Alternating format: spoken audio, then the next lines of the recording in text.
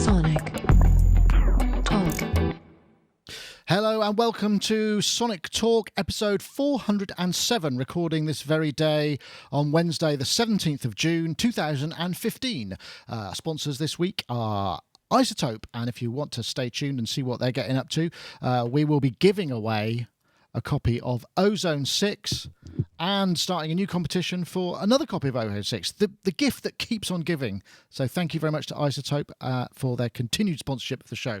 Anyway, we've got guests, we've got a chat room. I want to say, actually, we'll say thank you very much to Dan in the chat room. Oh, no, that's not Dan. That's the chat room there. Dan in the chat room who's here. He's installed some more robots to kick some spammers behinds if they show up, so I think he's here for a bit of sport, so thank you, Dan. I also say thank you to all of our guests, and we'll start over here because we haven't had Mr. Doty on for a little while, and Marc has a beautiful backdrop of the ARP 2600. Marc, of course, Bob Moog Foundation, where he's the archivist, historian, evangelist, podcaster, demonstrator, kind of pretty much everything, that I can see. How are you, Marc?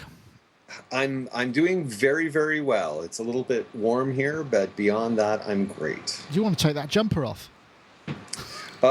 It's not a jumper, well, it's a t-shirt. I know it would probably really increase the viewership, but yeah, I'm a little more modest than that. Fair enough. Lycra is always the way to go if you're a bit worried about it. Trying to save your embarrassment. Anyway, so Marc, thank you very much. You were at Sweetwater Geafest last weekend, and I want to have a chat with you about that, but I'm going to introduce some of our other guests first because I found it quite interesting. Anyway, we'll go in numerical order because there is Robbie Bronneman, who has just returned from the States. Robbie Bronneman, of course, is MD for the Howard Jones Experience, which has been touring and has been just come back from the States, and also music producer, keyboard player, songwriter, studio owner at Robot Studio. Robbie, you actually, the last thing I think we said to you was you had to go and build a B-rig for the States because of if people haven't been watching. I wonder how that went. So it went very well, apart from a couple of days before finding out that all the spare parts and everything we'd sent over to America had been impounded by customs because we hadn't itemized every single item, which was like a box full of about 400 things. Like, they wanted to know every single cable and every single this and that. Christ. So that was a little bit fraught, but got it all there. One little thing smashed and put it all together and it all worked. And I'd only forgotten one little loom out of the whole rig. So one little loom. Excellent. That sounds pretty good. So well done. Round of applause there, I think. That's what comes of planning. It's a really nice studio, Apogee. Apogee have got their own studio that Bob Clearmountain built for them. And we spent a couple of days in there setting it all up. It was very nice. Nice. Yeah. Sounds great. Yeah. Anyway, Robbie, thank you very much for joining us. And we'll go to number 3. Who is Mr. Gaz Williams in Bristol. Gaz in his bass attic, I think. I try and think of something amusing to call it every week, and I struggled this week. I felt more confident going into that sentence than I actually was. I'd call it an absolute dump right now, though, because I've had to pull everything apart for some of the projects I'm working on, so everything is just chaos in here at the moment. But well, it doesn't look like it. Actually, your shot looks a bit like it's the soft focus of... You look like you might be leaning in for a kiss in a kind of sleazy 70s movie. No, it's all right. That's fine. Anyway, Gaz, I know that last week... you probably can't hear me. You're plugging your headphones in. One moment. Here we go.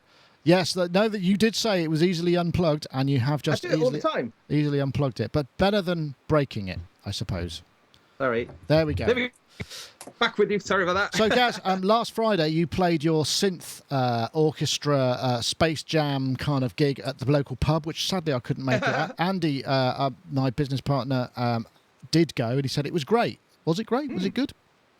Yeah, it was brilliant fun. I mean, it was so cool doing just really mind-bending, trippy, weird music to just regular pub punters. One thing I learned is that you have to calibrate your theremin.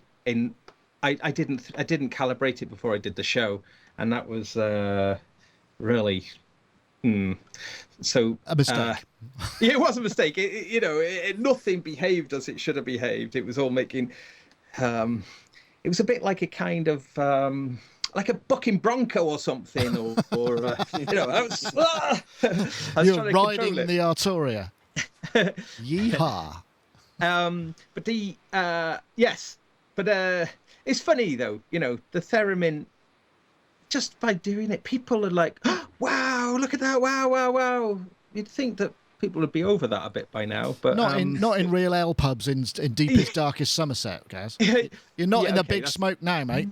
Yeah, good point. But yes, so note to anyone with a theremin: make sure you always calibrate it. Don't think that you can get away with not doing it, because it was like all the scaling, everything was because it just needs to. It just needs to interact with its environment, and you need to kind of have it set up. So yes, that was. Well, I mean, fair play for you doing it anyway. If I dash away from the mic, it's because Rich has just Skyped saying I'm having tech issues. I'll be with you as soon as I can. So he might show up at 1 minute. So if I run off, it's not that what you're saying isn't interesting. It's just that I have matters to attend to.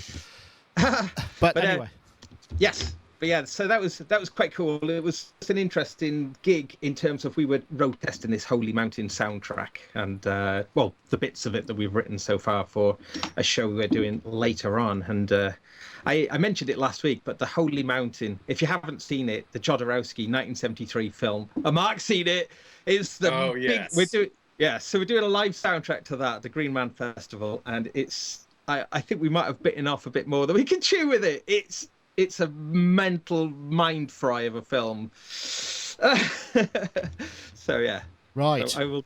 Yes. Well, I'm hoping that I get to see at least one of those anyway. So, Marc, I want to come back to you because you were at Geafest and we did a bit of tweeting out and following what was going on. It seems to have grown exponentially from last year because I was searching out sort of hashtags of what was going on and there was not very much, but this time there was a ton of stuff. So I hear it rained, but how was it? Was it like being at a music festival in tents and stuff, but with synths?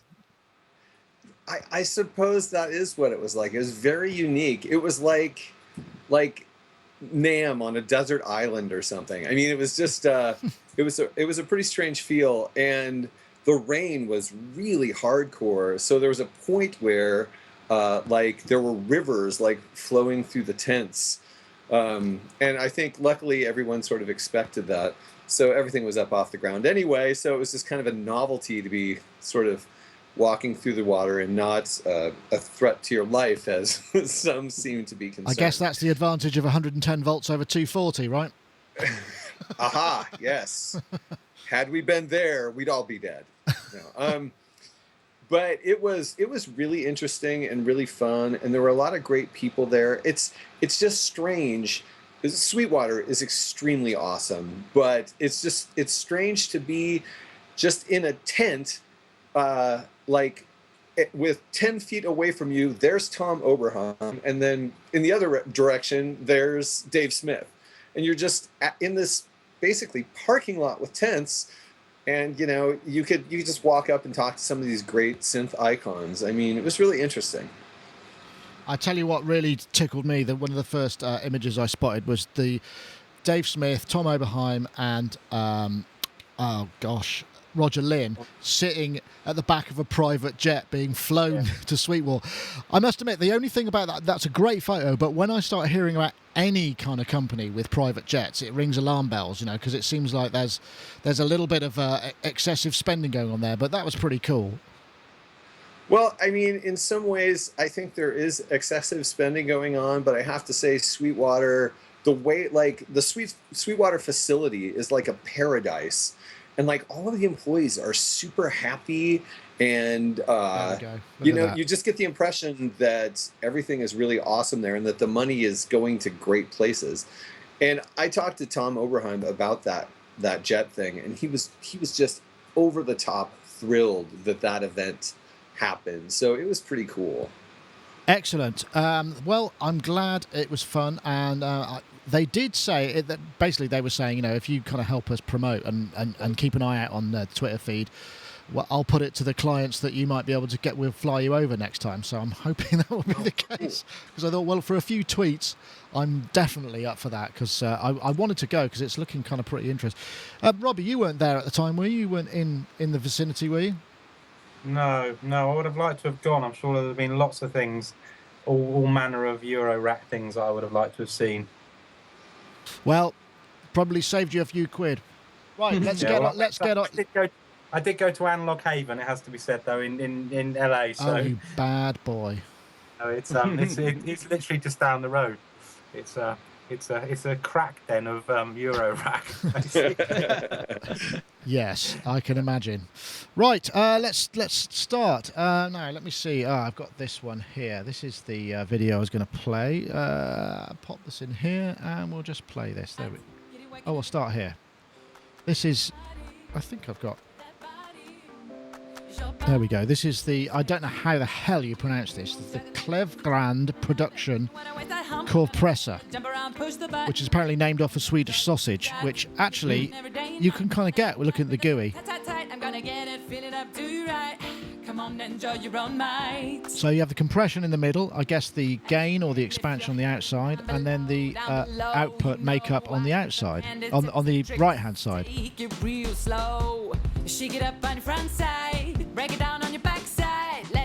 So this is available for AU, VST, and also oops, hold on, I need to stop that. And also for iOS, it works with Audio Bus 2.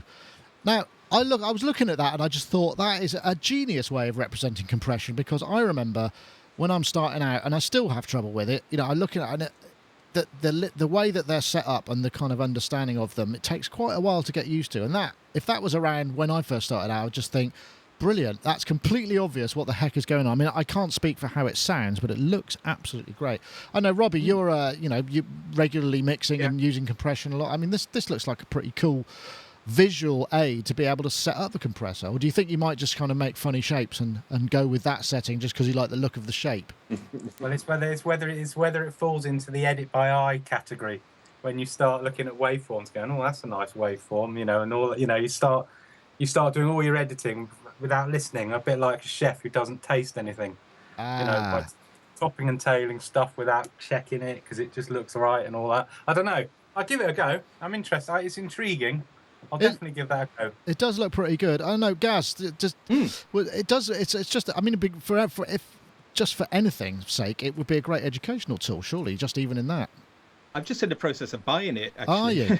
Are you buying the iPad version at $7.99 or the AU VST at $39.99, which was sort of harks back to the AU VST version is currently half price, so $19.99. So right. £13, and Robbie's off. I'm gonna He's going in. I think it looks brilliant. I mean, I think a lot of the time when I'm working, I want to work fast and I want to work spontaneously and I want to work creatively. And I do get bogged down with compression sometimes, and I get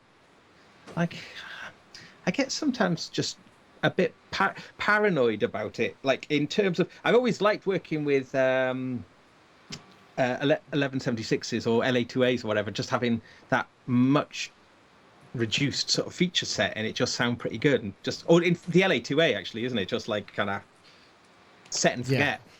I always get really, I do get a little bit scared by compression. I still do. I don't know what you think, Mark. I mean, I'm guessing you're working. I mean, you must bring things into the digital domain. I mean, I'm sure everybody's got this sort of. You've got a valve reel to reel and a kind of an analog valve mixing desk. You don't touch anything digital at all apart from the final mix down into your videos. I'm sure that's not true. So you must have a DAW environment and what have you, right?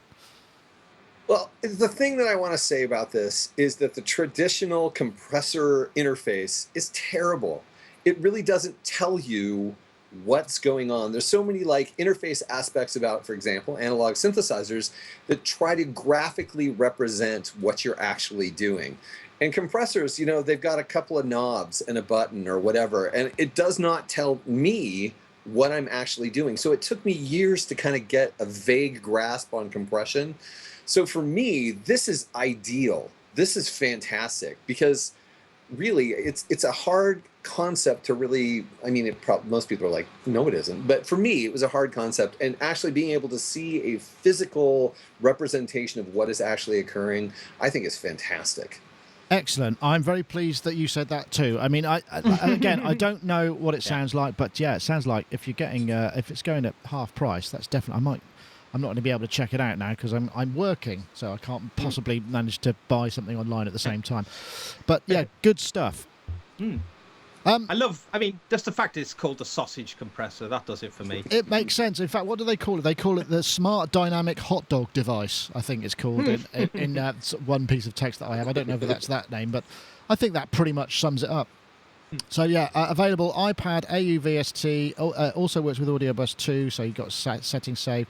iPad version $7.99, AUVST version $19.99 for a limited period only. So it looks like a kind of cool thing. Right, what's the time? Oh yes, let's move on to our next one, which is this guy. This is something that you found. This is sort of taking, again, this is the EQ cheat sheet by Frederick Villemin, Fred V, via Cheatography. And it's just a breakdown of the frequencies, and it just seems like such a brilliant idea, to be perfectly honest. I really like. So, you know, you're starting off at under 30 hertz, which says virtually undetectable. It goes right up to 15k, adding will give spark, but it breaks it down into bits that you can cut and boost, and just sort of explains it a little. And I think that is actually particularly useful. Particularly now we've got sort of GUI-based EQs where you can actually see what the frequency readouts are and what have you, and that really helps with the mixing kind of thing. Because that's another thing. It's when you're starting out, you have to use your ears, and if you don't know what you're doing, it can end up in an awful mess. So, what was it that you liked particularly about this, Gaz? Partly, it was something that I wish I'd have had 20 years ago. You know, just because I felt so lost and so confused about things, and I think it's just very well written, and it really gives you a good starting point. And I think I will refer to it now. I mean, you know, there is a tendency to think, I mean, I've been doing this stuff for 20 odd years now, and there's a tendency to think that I know stuff, and I don't know if I do. I think I do. But when you see something else by someone else, it's quite nice as reassurance, or to try it, or maybe I haven't thought about it that way. And I just think it's a very nice list. I recommend everyone have a little. You know, it's just a free thing to download, but it's I think it's very well put together. Yeah, Robbie, you still learning about EQ in your line of work, or do you have a fairly fixed? Because I mean, you know, you work with a specific set of instruments and plugins that you get to know very well. So I mean, you might not need any of this kind of nonsense. I'm very into EQ, and I mean, I spend a lot of time in my mixes, mostly getting rid of stuff. Yeah. So I'm absolute stickler for going through and analysing everything and getting rid of stuff, you know, that's not needed, just to try and clear out the space. So you know, I always do a load of that before I do any boosting on anything. But no, it's very useful to have a chart like that, because it's good to kind of see another person's take on it. But you tend to, I just know I can say frequencies exactly where they are and what I'm going to take out. You know, I just know, you know, after years of doing it, exactly what they sound like and where they are. So, you know. I must admit, I got that through hearing feedback for live engineering, so I could spot, you know, right, that's 2K, that's 1.6, that's 800, whatever. That's where I got that. Not so much on the actual. Excuse me. My kind of secret weapon of choice, I have to say, recently is the dynamic EQ in the iZotope Ozone 6 Advanced. It's just brilliant tool for you know, being able to create space without, you know, hacking stuff out permanently throughout a mix. Yeah, well, that's good. I mean, that's only available in the advanced. Funnily enough, we'll have a message from our sponsors very shortly on the very subject. Mark, how about you in terms of EQing? Are you kind of an instinctive EQer, or is this sort of thing going to be helpful? I think, just like Gaz, I started off with nothing and just had to kind of like learn what EQs did, and started off, you know, certainly before there was a lot of digital or computer related stuff going on. So it was all like, I just had to use my ears. And there are all these hilarious stories about me taking songs and like, I can make it have a really great low end if I just jack up all the low end and then bring the mid range down, you know? And I had all these recordings that I go back and listen to now, and it's like, oh my God, it's like a car accident.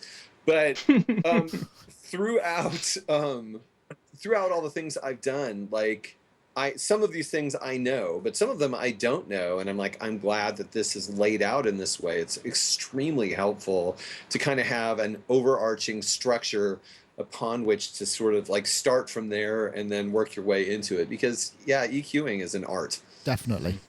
It's interesting, actually. I was thinking about this as my own journey through making sound. And one of the things that really, I was always quite, you don't go full exchange of the knob. You never get radical. But then one of the things that is actually really, really useful, particularly I noticed it in when you get presets for things like UAD stuff, channel strips, or Logic strips, or stuff in mixing desks like the Presonus desk or the Behringer desk, where you get various engineers with their presets for bass drum, snares, whatever, and you look at them and you think, Christ, some of that stuff is so extreme. The level of EQ, cut and boost, and the compression amounts. Some of it's really quite radical, and I guess that's something that you kind of learn. And so, in many ways, those sort of things are quite useful. I don't know if you found that, Gaz, when you're sort of taking those kind of presets in and kind of looking at them and going, oh right, okay, well that's interesting. That's much more extreme or less extreme than I would do, and it gives you a kind of a sense of scale, doesn't it? Yeah, that's a very good point. I tend to be so much more minimal than them, and those presets I always think sound really weird. And it never seems to work for me. But one thing I was going to mention, it was something that we talked about on the show years ago, was that Quiz Tones app. Do you remember that? You can get it for the I know you can get it for iOS, but I think you can get it for OS X as well. And it's like a quiz. It's like a game show. It's a bit like Who Wants to Be a Millionaire, and it plays you tones, and you get multiple choice. This very thing here, quiz tones. Right, so you can just identify frequencies, sine waves. And it turns it into a fun game. And there's 2 rounds. The first round you start by, it plays you frequencies. You have to work out what the frequencies are, and then the second round, which is the main part really, it plays various instruments, and you can hear it like kind of raw, and then you can hear it with the EQ applied, and then you have to guess. You have to work out what EQ it is, and like that, the easy rounds it's like 10 dB of that particular EQ has been applied, and then the harder rounds are a 5 dB increase, or the hardest round is the cut, what frequency's been cut. And that's interesting. But when you do it, it was quite fun. The first go I did all right on it, but I played it a few times and I got really quite good at it by just really focusing on the it got me. Makes you listen really harder. Yeah. So even though it's a few years old, I think it's still a really cool way of just acclimatizing yourself with different frequencies, and it's fun. It makes it kind of gives a framework for that fun thing, it's because it can be quite a dry topic otherwise. So that's pretty cool. Excellent. Well, it also gives you something to focus on as well, because that's the thing that's kind of quite hard when you just present it with a load of tracks. You go, I don't know where to start. So therefore, I suppose it gives you some. But yeah, what you were saying, Robbie, actually about doing a pass where all you're doing is cutting out the stuff you don't need, like high pass, low pass filters, pulling out excessive mid frequencies or whatever. That's a really good technique actually, and a good place to start. Yeah, no, I mean, I've used for years. I just always have a standard Logic EQ in linear phase mode strapped on and first channel strip, and just do all that first with that, and then tend to use my kind of more character EQs for kind of adding stuff to the sound after. Interesting. Well, thank you very much. And this probably is a very good time to consider a message from our sponsors, which I will just have to dig up because I've realised that I didn't actually load up the notes that I have to read at the time. So going from the my usual, let's try and have a look at that. No, that looks like an invoice. That's not my notes at all. That's not quite what I was looking for. I'm rather ashamed of myself for not getting that together.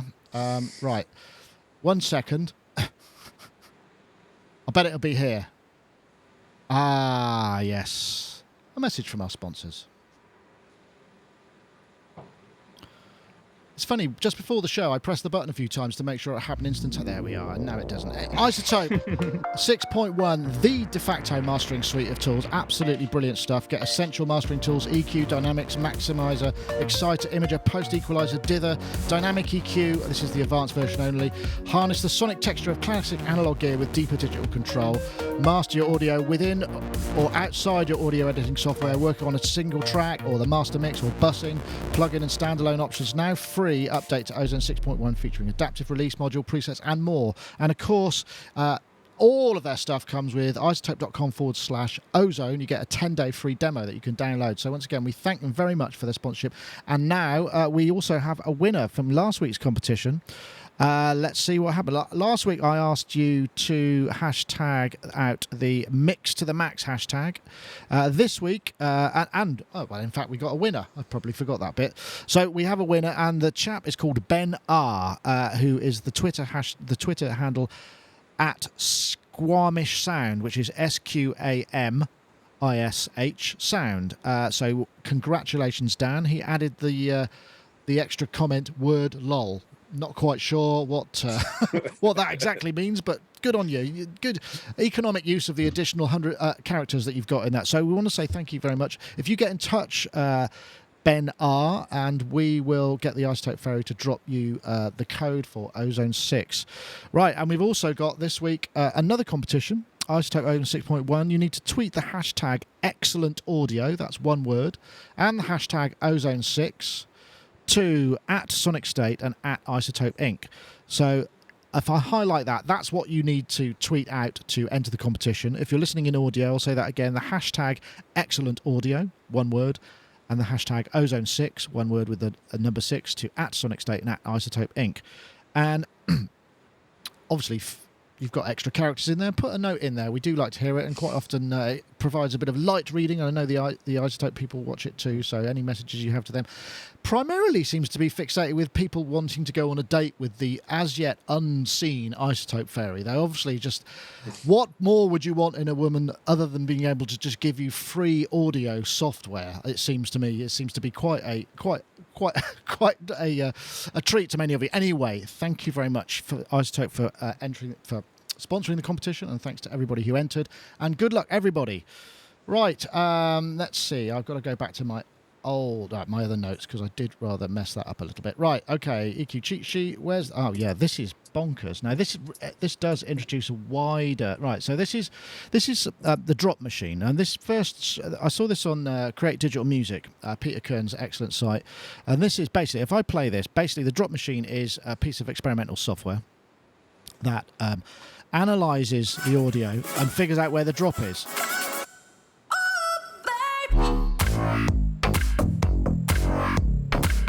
Right, I won't. There's lots of examples in there, and obviously, you know, if you're an EDM fan, you're going to lots of clubs, or you're just into that kind of hyped sound. You know, the drop is kind of the key moment in a lot of these tracks. Obviously, works in loads of other. Pixies, for instance, have a lot of drops in their stuff, but perhaps not as intense as some of those things. But the thing that's really interesting about this is by a chap called he's called Paul Lemaire, and he went to the Medem Hack Day, and if you're not aware, Medem is like a music festival, industry festival based in Cannes in France, where labels and publishers and artists and what have you get together and kind of do stuff. And they had a hack day, which is kind of, what could you figure? This was introduced by Spotify. So what Paul did is there's all of this information in the scrubbing. If you're listening to a Spotify track and you fast forward to find the drop or certain parts, it logs it to somewhere on the Spotify servers. He analysed all of this per track and came up with these kind of quite accurate maps of drop maps for various things. This is interesting in a number of ways, because it's kind of A, the sort of science of the music, which is quite interesting, but B, the level of granularity of information that we're getting out of this. I don't know what this means exactly, but I mean, one of the things for me, it really reminds me a little bit of you know, if you remember post-punk or just pre-punk, when, you know, there was a lot of pub rock and glam rock and prog rock, and it was getting a bit kind of the same. And it feels like this, if this is being able to be analysed by log files, we must be just before something big happens in music, surely. And this is the one thing that, I mean, there are a number of issues with this, really, and I'm just curious. Robbie, I mean, you produce quite a lot of, I guess, stuff that would fit into this genre, because, you know, your gig is to produce kind of happening electronic sounds for artists and kind of help to make that stuff. I mean, what do you make of this? Yeah, I mean, it's true. I mean, if I look back, I mean, certainly when I was doing a lot of trance and a lot of trance remixes for artists and stuff, if I look back on the body of work that I did over that time, there's kind of always like, almost like you could almost, you put them against each other and you would know you know exactly where you have to have the first kind of little kind of very small drop to kind of tease people, and then where you're going to put the main event where you're going to drop in the vocal hook or the synth hook or whatever. And it's interesting because when you've done a lot of music like that and you've been to the clubs a lot and seen how mixes that you try to do that have kind of move away from the norm don't tend to work very well, you realize that clubbers and people like that are creatures of habit. And they're kind of it's like being on a hamster wheel. Everyone's kind of conditioned to that kind of waiting for those events.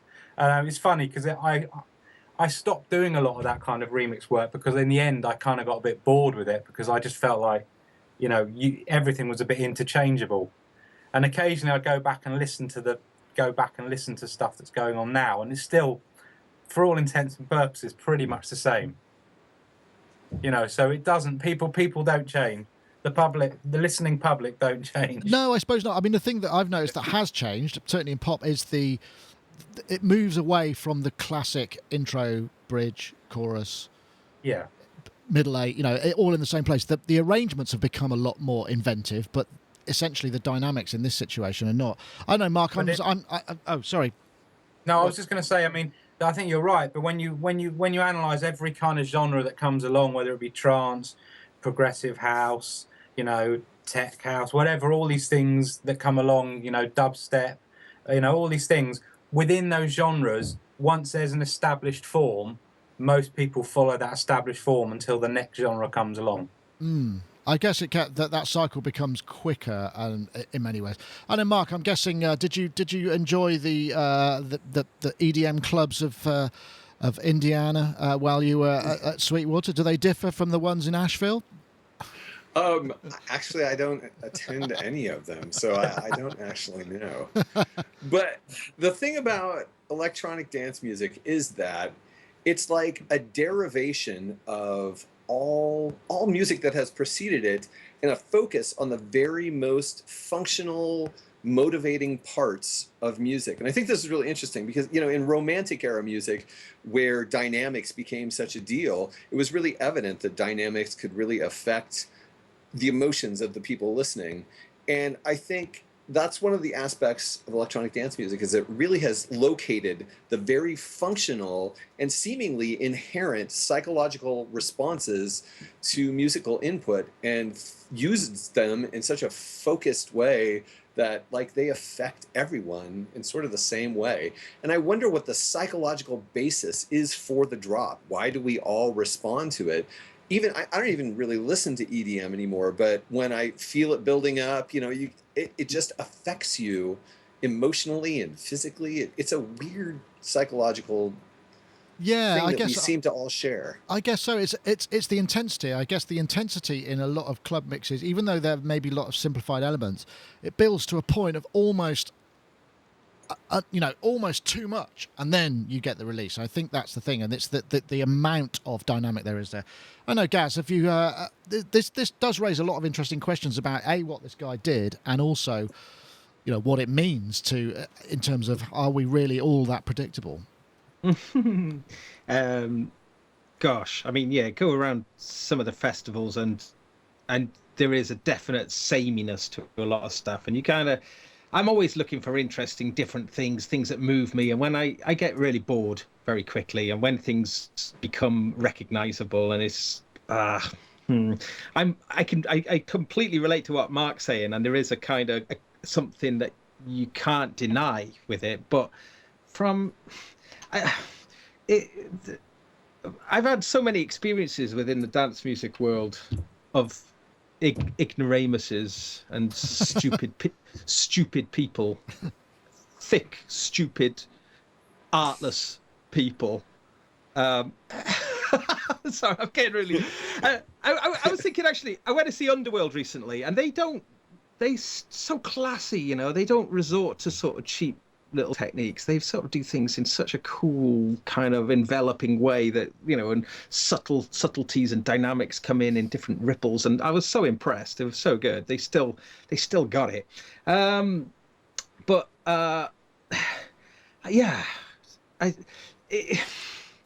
And, a lot of people who make dance music, a lot of people are amazing, and there's loads of talented, amazing dance producers, but there's a kind of mainstream load of people who do it, and they're, in most cases, people you just really wouldn't want to know. That's a bit harsh. I think that's a bit harsh. Well, to be fair, Dad, it's been most of the big, the massive names who are sort of DJ stroke producers. They have ghostwriter producers anyway, so perhaps you would want to know them. Well, maybe so. I mean, I think the thing that I find quite interesting about this is, there's a number of other issues here, which is all of this data that is being collected by a streaming service like Spotify. I mean, God knows how many streams they stream, a year, a day, a second, a minute.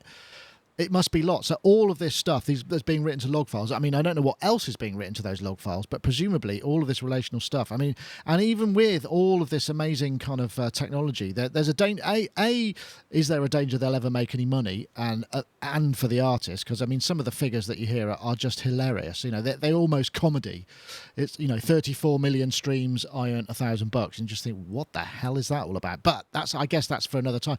But the other thing is the fact that are we in danger of getting to the point where labels get access to that data in return for their favourable rates using Spotify, and then they start to A&R and steer the artist into the right. Okay, it needs to be between 50 and 52 seconds when the first drop. Otherwise you aren't going to be speaking the right language to the listeners, and it just does it maybe. I mean, because obviously you get the zeitgeist, which is what you were talking about. Everybody does the same thing, but when it becomes formalized into a formula that the people driving the business require, that's the thing that scares me a little bit more than anything else. I take it by the silence. Everybody just completely agrees with me. That's fantastic. Yeah. Sorry. But yeah, anyway, it's an interesting thing. And obviously this guy is a very smart guy. And the other thing that's interesting, it could be used for good. I don't know. Maybe the fact that you can experiment. And obviously we're talking, this has a very visual look to it. I mean, I think if we scroll forward, there are other tracks which have, they're all quite similar, though some of them have very extreme curves. That one is obviously nothing to the curve at the beginning, and then this sort of beauty. You might get to the situation where I think it was like Chris Clark, Body Riddle guy, who was making sounds to make an oscilloscope look good. So you've got these kind of different criteria. It's just an interesting thought. Again, introducing the visual aspect. I wonder if there's people who would maybe kind of turn it around and make something kind of interesting. Go, okay, this is a new curve, and that's the curve template. Perhaps there'll be a way where some bright spark in a DAW will be able to get right. I've got 16 tracks full on all the time, and what it does is create these kind of dynamic curves that you can overlay on them through automation or whatever. Anyway, I'm rather rambling there, but interesting. Well, so who are these people? I mean, this is my nightmare. There are people who actually will load up a song and then just fast forward scrub right to the part that they like. To me, that's my worst nightmare. We spend all this time creating these elaborate songs that have developments and additions, and we're it's a story we're telling through music, and then there's someone going, okay, this is the part that's good. It's kind of a nightmare. Sure. Yeah, I suppose so. I mean, there is that. I mean, that is a very valid point. But then, there are certain favourite parts of specific songs. I mean, I don't know how. Yeah, I suppose. Yeah. That new audio format that Native Instruments have done. Oh, the stems thing. Where you can, perhaps we're going to get to a point where you don't even have to buy a song from an album now. You can pick a song. You can just pick the section of a song you want to buy. Loop it forever. Yeah, that's an interesting thought. Although in many ways, if you think, I mean, it does introduce, I mean, looking at that curve, it looks like a massive dynamic curve. But if you looked at the actual waveform of the song, that dynamic change would be, minimalized to a very small amount, toothpaste with a little blip in it rather than kind of, a big empty spot. So I guess there's quite a lot of, probably go on about that for ages. But anyway, I won't do, because there are other topics as well. But that was a great, just a lot of things to talk about. Right, okay, well, let's now move on to this one, because this is also quite interesting. This is Modulince. This is a kind of environment. I guess it's a bit like Reactor in some ways. Allows you to introduce modules and just drop in various different points. And then add, you've got an input and an output, but you can also utilize it. Let's see, I've got the web page here somewhere. obviously just an audio file that's being looped and granulized, and it was quite interesting. But I won't play the whole thing. In fact, I'm not going to play the whole, but this is the website, and it's basically also got a DAW built in, so you can pipe this audio into these various building blocks. It's just another interesting way of looking at things. I think this thing is $100. It's only Mac only, I'm afraid, but that's it for now. I seem to have lost Gaz, so I'll come to you, Robbie, first. I know you're always interested in sort of new ways of processing sound. Some of this looks quite interesting, actually. Yeah, no, I really like the look of. I like the concept of it. I don't like the fact that it's white like that. I find I have a real problem with software like that. If it was the other way around, if it was dark on, with white writing against it, I think it's much easier to work with. But I mean, that's a small cosmetic point which they could probably create a switch to allow you to have a dark or light interface. Yeah, but reskin it possibly. Yeah, it looks a bit sort of PC look like that, paper white. But I like the idea of that. I'm definitely going to check that out. Okay. Gaz, so does this have a... This did look pretty interesting, doesn't it? Oh, God, I'm saying interesting so much. I'm gonna have to... I like the fact that it's got support for the leap motion built into it. Yeah. That seems pretty cool. It's a lot easier on the eye than Reactor, though, I think, isn't it? It's kind of got a very... I quite like the whiteness of it myself, but I think it's just got very clear. I can understand it a lot more. I think it's got a nice look. I think the built-in DAW thing is really clever as well. Just in terms of record it directly into it, yeah. And then I wonder how whether you can just bounce stems out of that easily. I guess you must be able to. It's good, isn't it? It looks really good. This is kind of coming at a point in time for me where I'm spending as little time in the computer as possible. So, however, the leap motion side of it does kind of draw me into it a little bit, because I've got my leap motion here. We talked about it, I think, on the last show, and just still looking for the killer app, the killer thing for it. So maybe this might be quite cool. Yeah, well, if you want to check it out, it's Modulince.com. But yeah, Mark, I know you're more of a hardware kind of guy. I mean, I'm guessing it's entirely possible that you might be able to at least control some of these devices via MIDI control or hardware control in some ways. And it's just, the idea of being able to granularize and do all of these things and bring in, again, it looks like it might be a useful teaching tool if you don't have hardware versions of all that stuff to your hands too. I think whenever you see me looking over here, I'm actually looking at the computer screen that it's up on. So I'm not I'm not losing interest or something. But no, I think anything where you have people making conscious decisions about a progression of changes or synthesis like this, I think it's a good thing, because you're engaging people. They're actually being responsible for the creation of their own work, and I think that's fantastic whenever that occurs. It's not anything that steers people away from presets and shows them exciting ways to be the author of what they're doing. It's educational and it's more creative. Yeah, I think so too. I mean, I agree in many ways. Certainly for maybe for some of us, and there is a general move away from sitting in front of the computer to do stuff. So it's going to struggle a little bit with what is currently going on for a lot of people in terms of people getting into hardware modular. Is definitely good. I just wanted to say that CR78 in the chat room also mentioned that Bitwig 1.2 beta released yesterday, which I'm guessing will have quite a lot of interface changes, because we know that's an ongoing development as well. So I mean, it'd be interesting, because I know when we first saw Bitwig, there was a very similar kind of level of almost sort of more in the reactor kind of granularity, where you could get under the hood and take apart VSTs and build synthesizers almost to a component level and routing, and then sort of flip it over so you only see the front end. And I don't know if that's going to be interesting. I said it again. I need to have some kind of I need an app that can detect I'm about to say it. I'll have to just think a bit harder. But this does look good, definitely. And I would like to try. I'm not sure if I want to drop $100 on it, but I'm going to drop him a line and see if I can get to use it. Because yesterday I upgraded to Yosemite on this Mac here, which has been something that I have not done. I've been on 10.8 for probably 18 months, 2 years, and then 10.7 before that. So now I should be able to run all this stuff. In fact, I did actually run up Persona Studio 1 version 3, and that was pretty good. I like the look of that. But everything, I just want to say, if you're worried about doing that, what I did, just for anyone who's interested, I put an external hard drive on Thunderbolt. I installed Yosemite in it. Then I pulled my entire Mac, everything, just Migration Assistant, just put it all on there. Then I booted from that and ran for most of yesterday and some of today, and stuff worked. I mean, it just absolutely worked, which I thought was brilliant.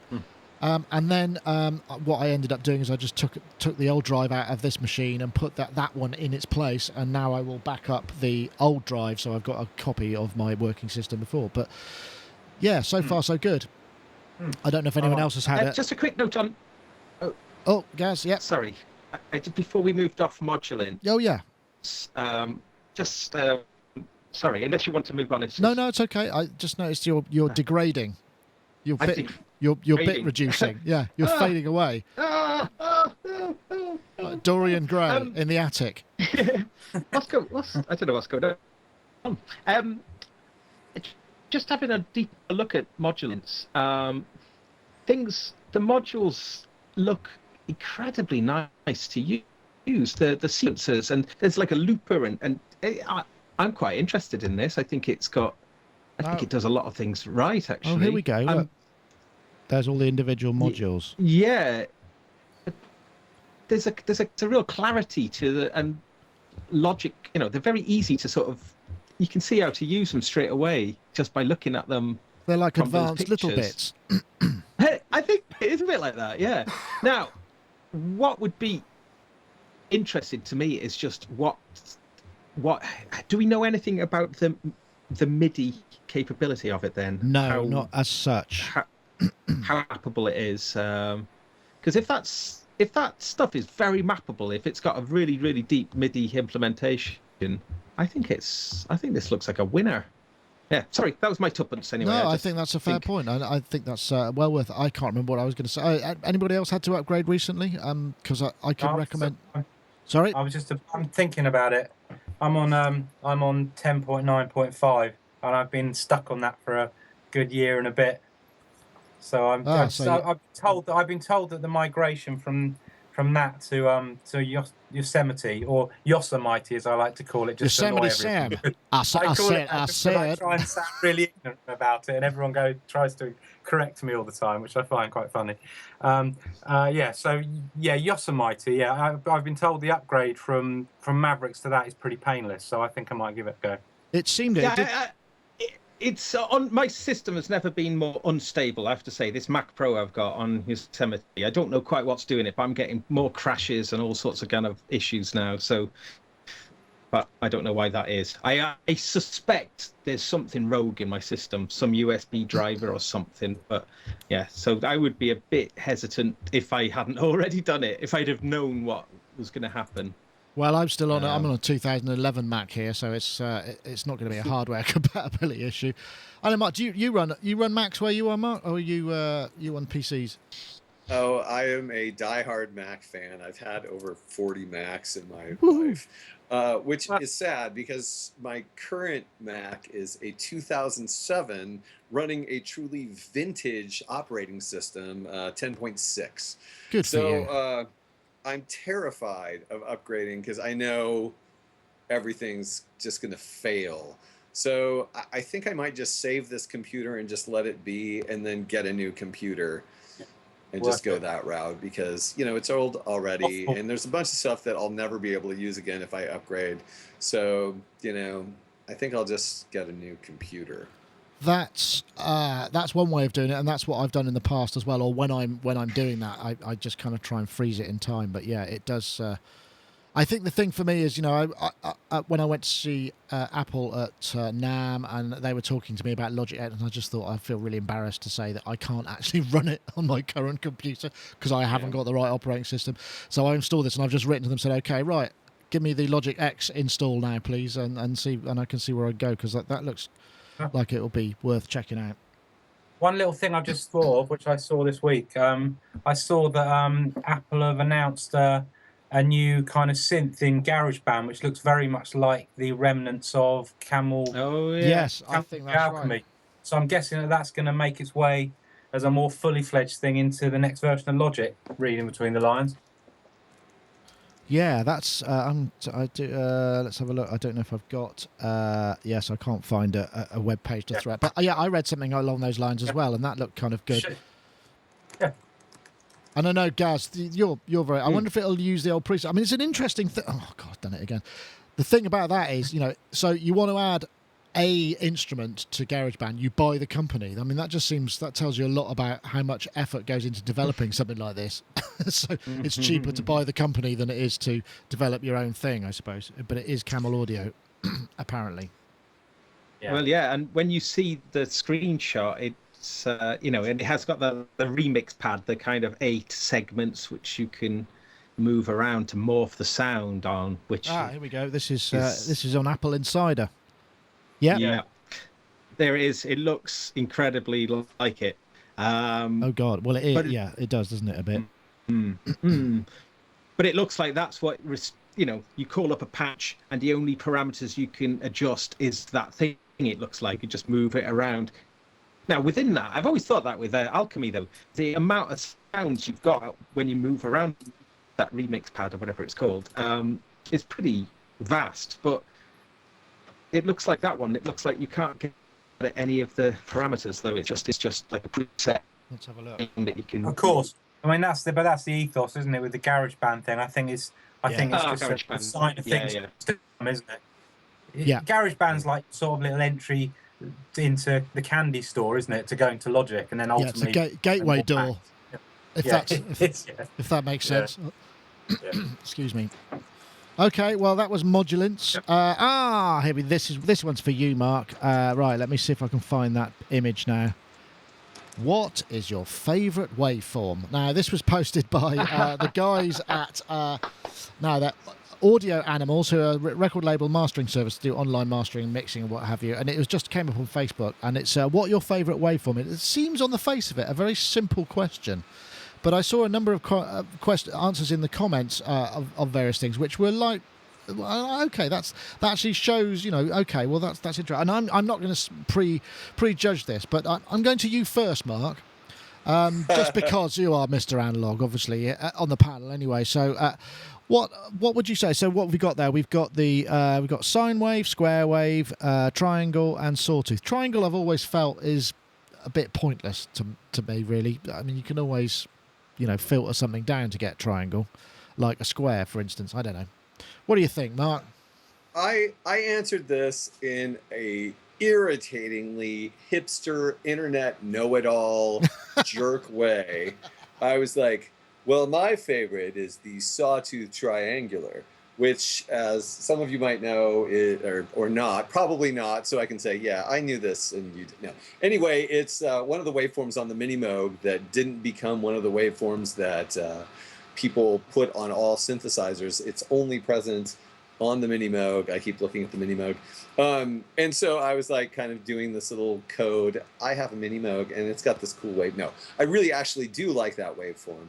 Well, is that the transition between the triangle and the sawtooth then? Is that? So it's...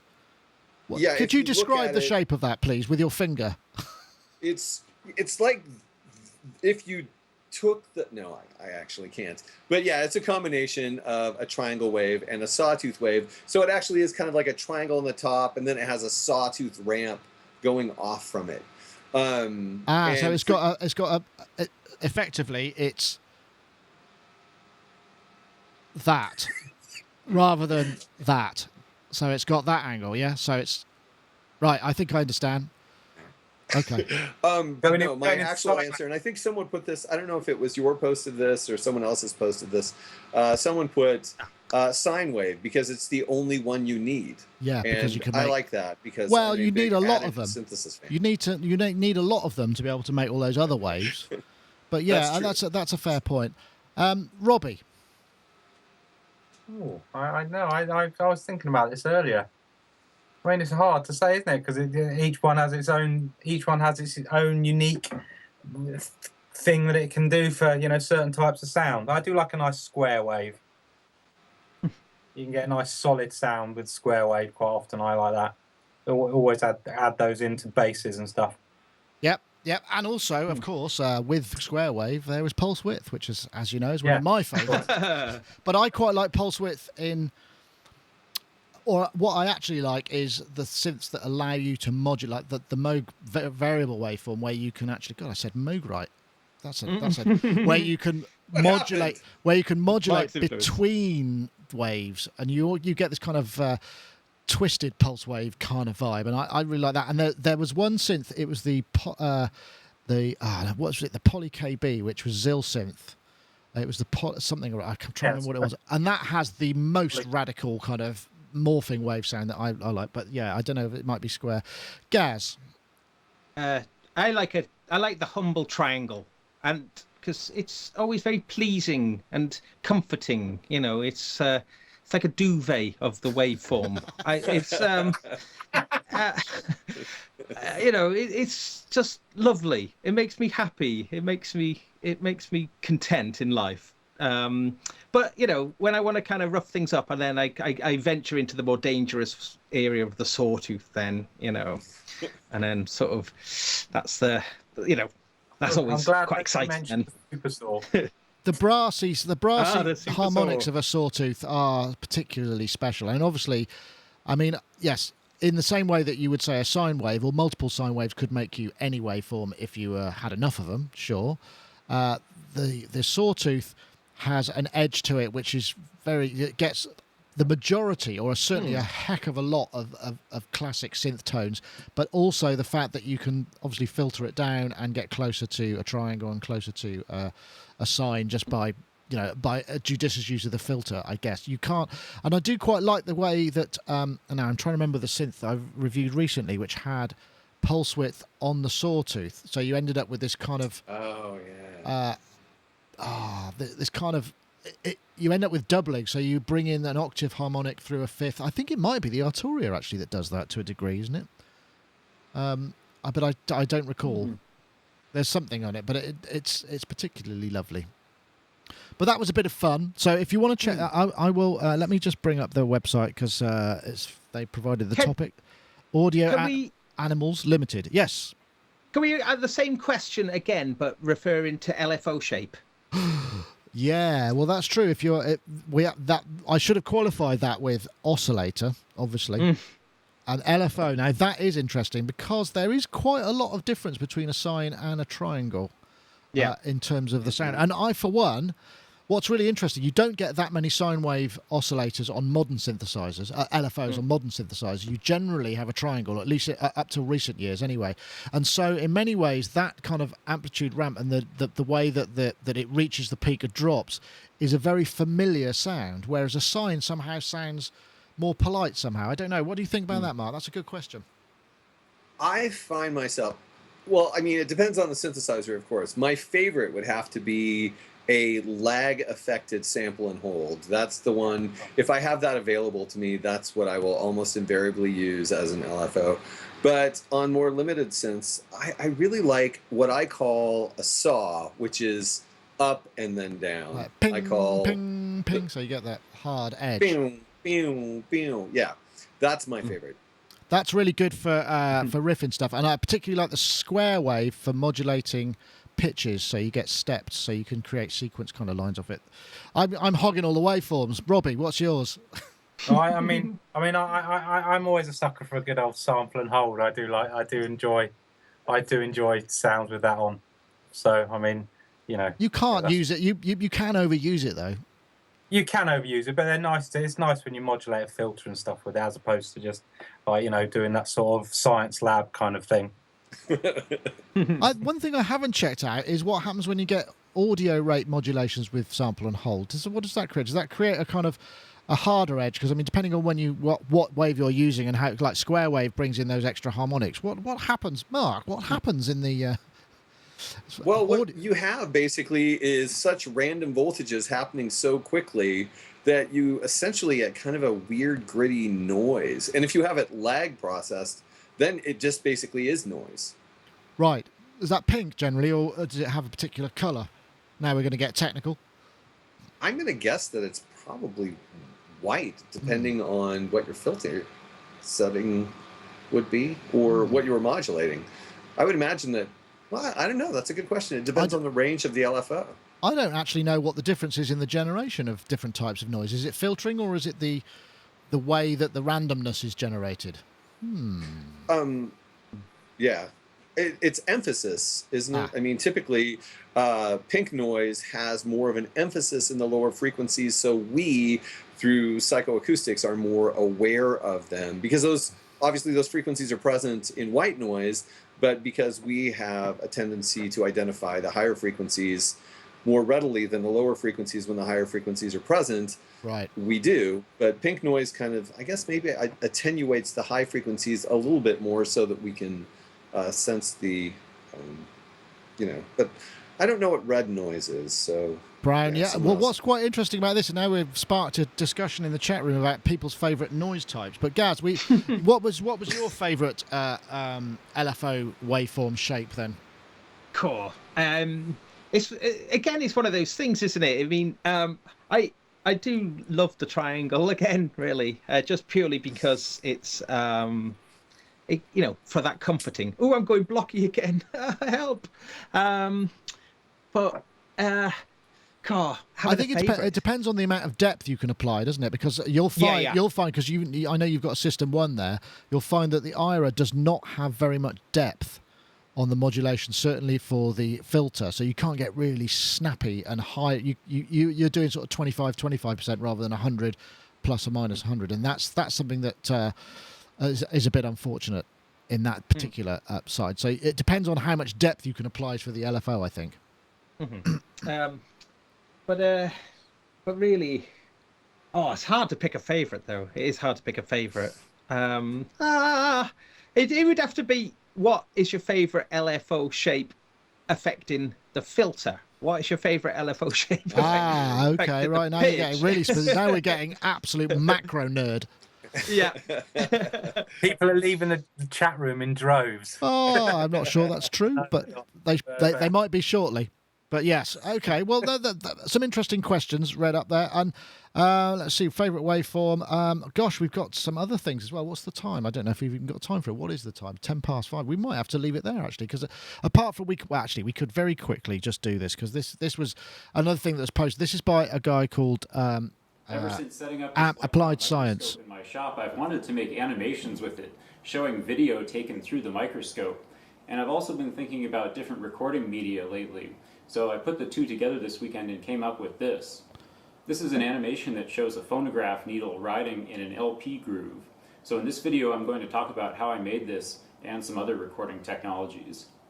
The first step is to head down to the... Wow, that is so awesome. So this guy basically, Applied Science's YouTube channel, he's got an Electron microscope, lucky him. So he did vinyl, and he did, what was the other thing he did? He got some, obviously he couldn't put a record into the Electron microscope, but he managed to figure out a way to do it. Then he tried CDs, which was quite interesting as well. Oh, I said it again. God damn it. Let me see. Where is it? Oh, I thought he had. Yes, he looked at the pitting of CDs and DVDs, which are absolutely really tiny amounts of bit ones and zeros. And I've never really kind of been, thought about it, but I guess these are all etched as well. Just a really nice kind of taking it back to the science part of it. I know, I don't have that much vinyl, and I don't think... remember there used to be those people who could look at records and know what they were just by studying the grooves. This takes it to any...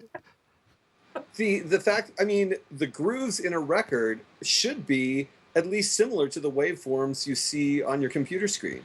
If you could get in close enough to look at them, they should look like the same thing, maybe not with a variance in amplitude, but a waveform is a waveform.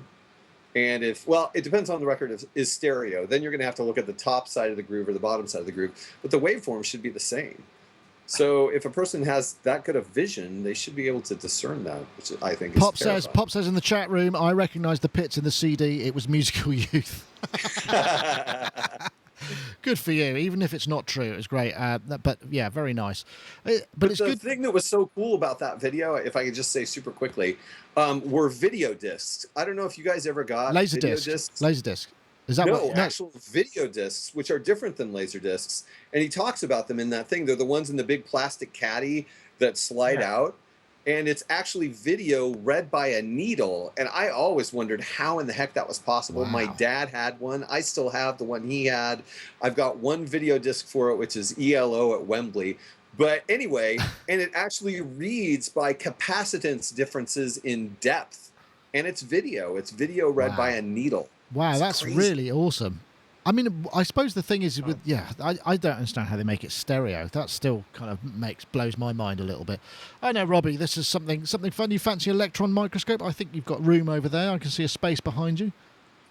No, but I'm just laughing at what Mark said, because my uncle, who used to own a chain of hi-fi shops in the 80s, I remember he had one of those machines with the the disc, and I remember sneakily watching his Confessions of a Window Cleaner on it, because that was one of the only films he had, which is a kind of 70s carry-on type film. Was that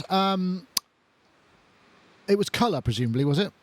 Yeah, it was colour. Yeah, and it what was the quality of the image like? I mean, I can't imagine you noticed much, but funnily enough, when we came to remaster Howard's back catalogue, there was one mix that had been done by Godley and Cream, which was like a video and mix they'd done, which was actually banned from the BBC, because basically what they'd done was they'd cut loads of fake advertising in and out of the like song. blipverts. How playing the parts of all the people in the adverts, and everyone on television just used to think something had gone wrong with it, and so it was basically that nobody would play this video. But when we came to remaster the albums, there was that mix we couldn't get because Warner's had lost it, and we didn't even have any version of it, and somebody came forward who had a laser disc of Howard's early videos, and that was the best quality copy we were able to extract for that one mix for the bonus features.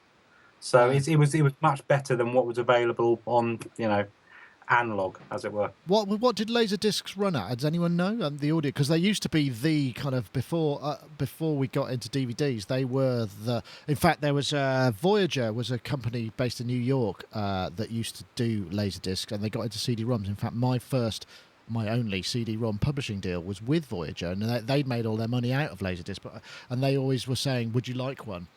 But I never had a player or anything. I was always angling for one, but I don't know what the audio quality was on them. I guess it must have been some form of digital, right?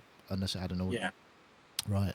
Probably 32K or something like that, I'd imagine. Probably not CD quality, perhaps. I don't know, Gaz. Well, so this was a cool little video, though, isn't it? Yeah, it's great. It's amazing. We're so lucky these days, aren't we, to have this abundance of brilliant things to watch all the time. And well, this show would be nothing without I could tell you. Yeah, I don't know what to say. It's great. Everyone should watch it. Yeah, definitely. And if he's on Patreon, in fact, and he's currently doing pretty good. He gets $400 a video, and I did spot in the about that, which isn't bad actually. $400 a video on Patreon is pretty good, because I happened to see I was watching something else, which was a sort of, I can't remember the name of the guy, and he had all of his videos he had 300,000 subscribers on YouTube, and all of his videos would get kind of regularly 100 to 200,000, and he only had 30 people supporting him on Patreon, which is really depressing when you think, if that's the most you can convert and he makes good stuff. I think that's where I'm at, actually, on Patreon. I think I have 30. Wow. I don't pursue it. It's a weird thing to say, hey, give me money. I'm not... Hey, no, give me money. That's fine. I don't mind saying it. I'm quite happy to say. In fact, I'll sell you podcast sponsorship in return for money, or any other kind of thing, as long as it's legal. But yeah, I take your point. But But this guy actually works for Google as well, so he's like a 3D specialist or something. So he's not wanting for perhaps a few quid anyway. But stuff that he does is really good, and he's got a great workshop, great looking workshop. Right, well, I think that's probably a good point to end. It feels like a natural... One thing. Oh, sorry, Robbie, yes? One thing, because I know you're not going to cover it because it's run out of time, but when you talked about the modular, a semi-modular thing. Ah, yes. What's a good semi-modular? I was just going to say, I think looking out there at the moment, the best option is the Kilpatrick phenol, and I think I'm going to get one. Right. This was the question. It's been lurking in the show notes for a couple of months. Yeah. And I was just wondering because I was thinking of getting one. Literally been talking about getting one yesterday. So I thought I would just mention that. Good point. Yeah. And the question was, what would be the best semi-modular you would recommend now? And I think Ed wrote a great piece on it. We got the Dope for Dark Energy, and what else was there? There was a few others here.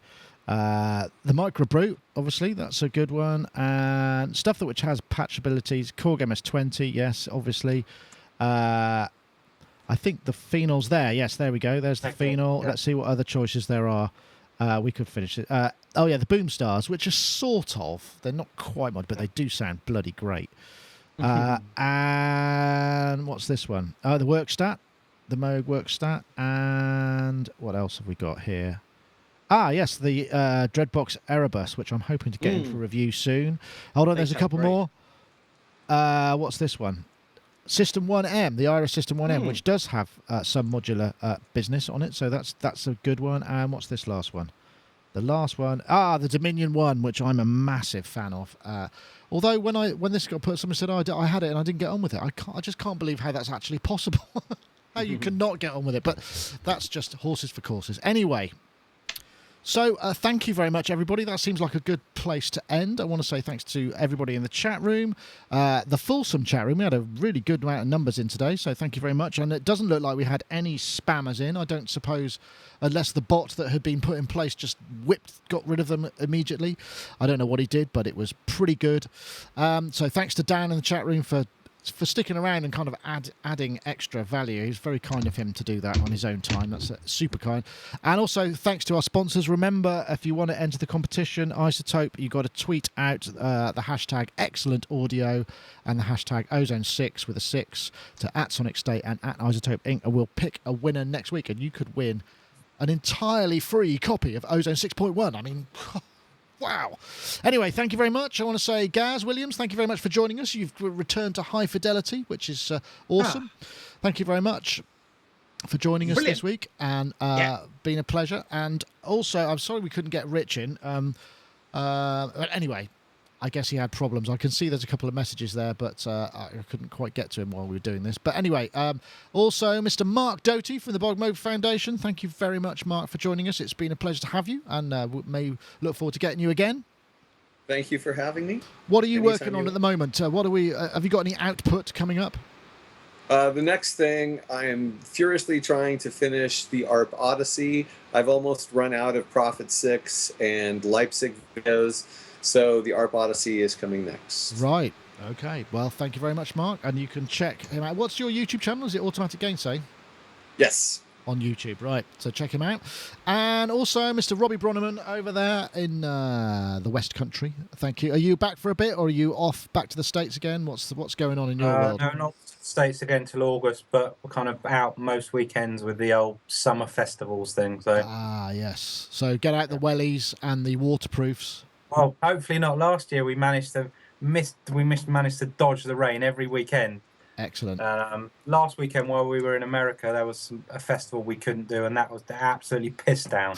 So I'm hoping that we're kind of playing this game to see how many we can dodge the bullet on. Right. As it were. Well, good luck. If you want to see, I'm sure there are tour dates available at all the usual outlets. Anyway, thank you very much, everybody. That's it for this week, and it's a wrap. So I will fade to black, and we'll see you next time. Thank you.